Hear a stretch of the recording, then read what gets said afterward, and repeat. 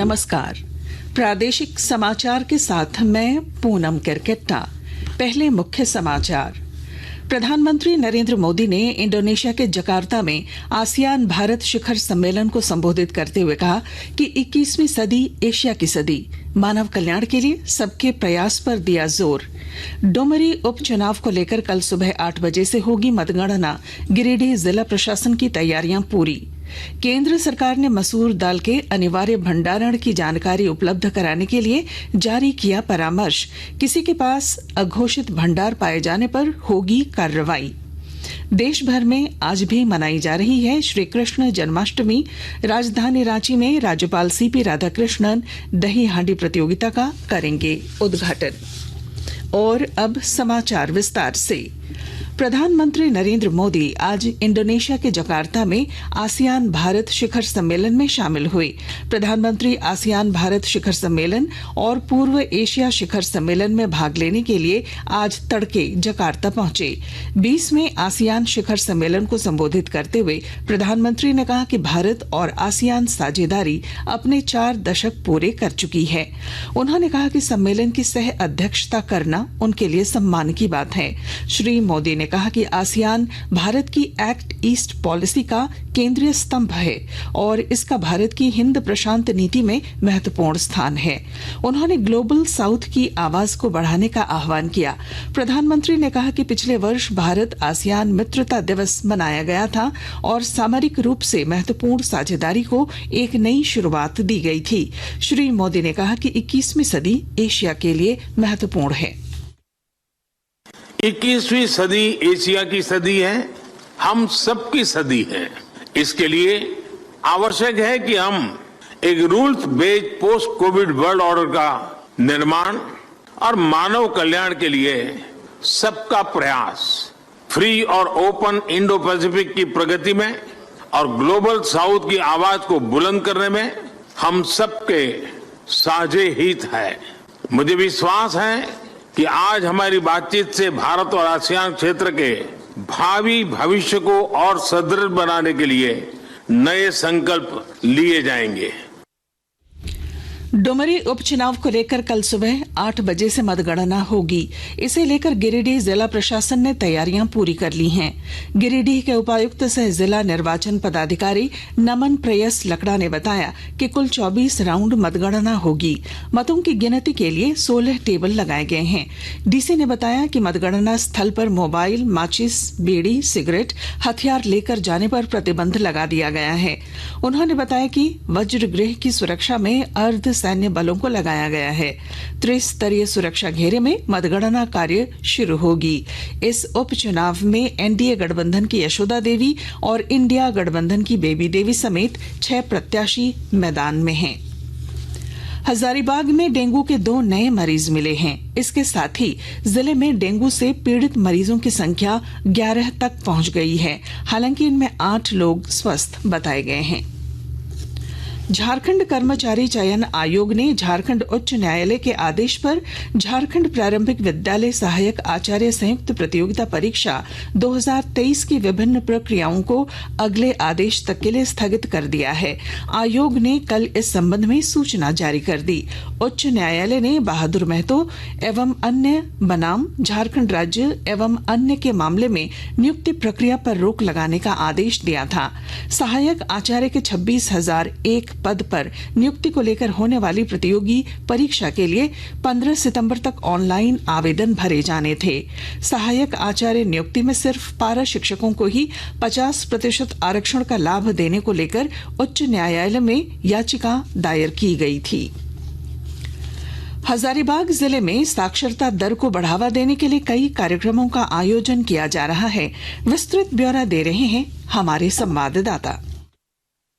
झारखंड राज्य परियोजना परिषद के पहल पर रूम टू रीड एनजीओ द्वारा चलित साक्षरता वैन 8 सितंबर को राष्ट्रीय साक्षरता दिवस तक हजारीबाग जिले की विभिन्न स्कूलों में घूमकर रोचक तरीके से तैयार पाठ्य पुस्तक, विज्ञान, कहानियों की पुस्तक का प्रदर्शन करेगी। हजारीबाग उपायुक्त नैन्सी सहाय ने भी साक्षरता वैन को हरी झंडी दिखाकर रवाना किया है। उपायुक्त ने कहा कि झारखंड शिक्षा परियोजना परिषद बच्चों में पढ़ने में रुचि पैदा करने के लक्ष्य से रूम टू रीड इंडिया जैसे सहयोगियों के साथ मिलकर बच्चों को रोचक साहित्य उपलब्ध करवाने का प्रयास कर रही है। गौरव प्रकाश, आकाशवाणी समाचार, हजारीबाग। आकाशवाणी के ताजा तरीन समाचारों के लिए आप हमारी वेबसाइट newsonair.com पर लॉग ऑन कर सकते हैं। ताजा समाचार X handle @AIR news alerts और Facebook page All India Radio News पर भी उपलब्ध हैं।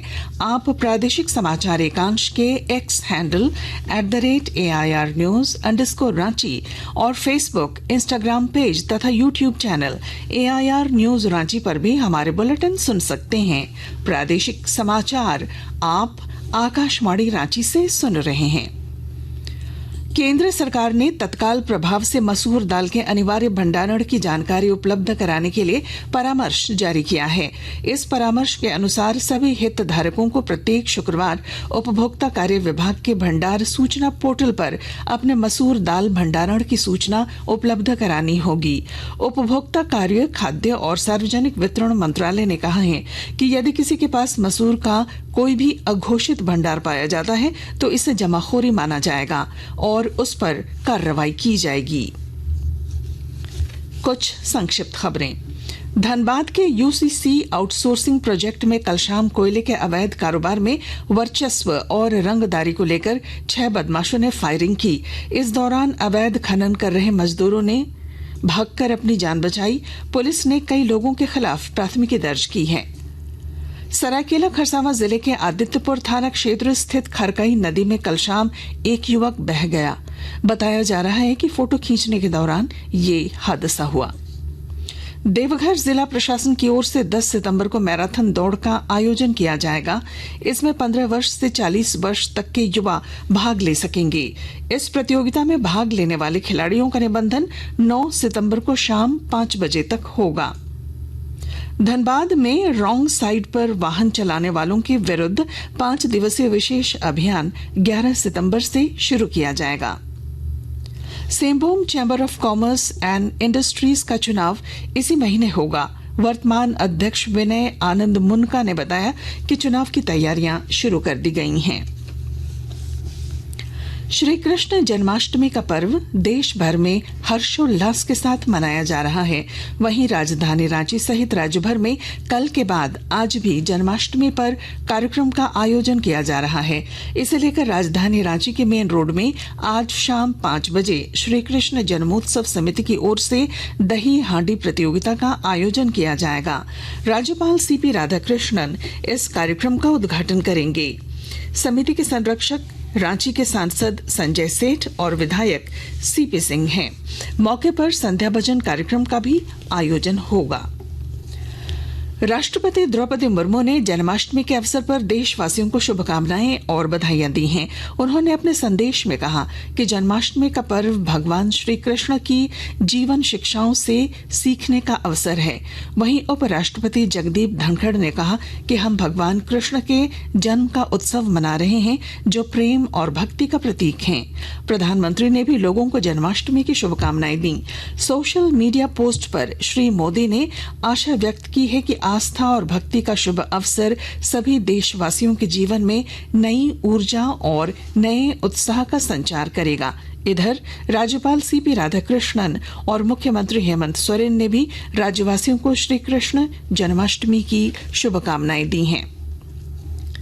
भारतीय राष्ट्रीय भुगतान निगम ने लोकप्रिय भुगतान मंच UPI पर संवाद वाले लेन देन सहित कई भुगतान विकल्पों का शुभारंभ किया है।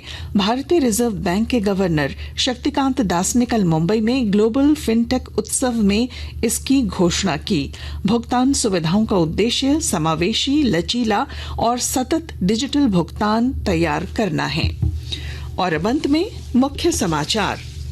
प्रधानमंत्री नरेंद्र मोदी ने इंडोनेशिया के जकार्ता में आसियान भारत शिखर सम्मेलन को संबोधित करते हुए कहा कि 21वीं सदी एशिया की सदी, मानव कल्याण के लिए सबके प्रयास पर दिया जोर। डुमरी उपचुनाव को लेकर कल सुबह 8 बजे से होगी मतगणना, गिरिडीह जिला प्रशासन की तैयारियां पूरी। केंद्र सरकार ने मसूर दाल के अनिवार्य भंडारण की जानकारी उपलब्ध कराने के लिए जारी किया परामर्श। किसी के पास अघोषित भंडार पाए जाने पर होगी कार्रवाई। और देश भर में आज भी मनाई जा रही है श्री कृष्ण जन्माष्टमी। राजधानी रांची में राज्यपाल सीपी राधाकृष्णन दही हांडी प्रतियोगिता का करेंगे उद्घाटन। और इसके साथ ही आकाशवाणी रांची से प्रादेशिक समाचार का ये बुलेटिन समाप्त हुआ। नमस्कार।